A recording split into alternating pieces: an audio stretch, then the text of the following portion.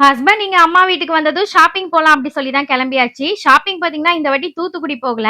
பக்கத்துல ஏரல்னு ஒரு ஊர் இருக்குன்னு சொன்னேன்ல, அங்கதான் போலாம் அப்படி சொல்லிட்டு ரெடி ஆயிட்டு இருந்தோம். எங்க ஊர்ல இருந்து ஏரல் பாத்தீங்கன்னா ஒரு 5 கிலோமீட்டர் இருக்கும். அப்படியே ஆட்டோலயே கிளம்பியாச்சு. போற வழியெல்லாம் ரொம்ப சூப்பரா இருக்கும். நான் நிறைய வீடியோல சொல்லியிருக்கேன் இல்லையா, வயல்வெளி இந்த சைடு வாய்க்கால்னு ரொம்ப நல்லா இருந்தது.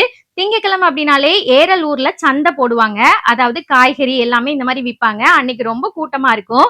சின்னத்துறை கடைக்கு தான் போயிருந்தோம். ஏன்னா நம்ம பால் காய்ப்பு ஃபங்க்ஷனுக்கு எனக்கு, அம்மாக்கு, அத்தைக்குன்னு எல்லாருக்கும் saree எடுத்தாச்சு. ஆனா ட்ரிஷானுக்கும் ஹஸ்பண்டுக்கும் எடுக்காம இருந்தது. அதனால இப்ப எடுக்கலாம் அப்படி சொல்லி போயிருந்தோம். அம்மா பாத்தீங்கன்னா பால் காய்ப்பு ஃபங்க்ஷனுக்கு எனக்கு ஒரு saree, அப்புறம் ஹஸ்பண்டுக்கும் ஷர்ட் எடுத்து கொடுக்கறதா சொல்லியிருந்தாங்க. அந்த saree தான் பார்த்துட்டு இருந்தேன். சில்க் saree பார்த்தேன். அந்த அளவுக்கு எனக்கு செட்டே ஆகல. அப்புறம் சரி ஒர்க் சாரியாவது பார்க்கலாம் அப்படி சொல்லி பார்த்தேன். இந்த வயலட் கலர் எனக்கு ரொம்பவே பிடிச்சிருந்தது. ஃபுல்லா ஒயிட் ஸ்டோனாவும் இருந்தது. நல்லா கிராண்டாவும் இருந்தது. இது வந்து அம்மாவுடைய பட்ஜெட்குள்ளேயே வந்துச்சா, சரின்னு சொல்லிட்டு ஃபைனலா இதுதான் ஃபிக்ஸ் பண்ணியிருந்தேன்.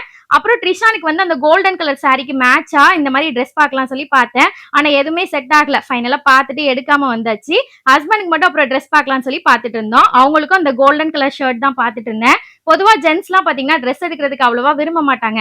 ஆனா நாம அவங்க கூட சேர்ந்து இந்த ஷர்ட் நல்லா இருக்கு, இது போட்டு பாருங்க, இதை ட்ரை பண்ணுங்க, இந்த மாதிரி நம்ம சொன்னோம் அப்படின்னா அவங்களும் ரொம்ப இன்ட்ரெஸ்டா ட்ரெஸ் எடுப்பாங்க. ட்ரை பண்ணி பாருங்க.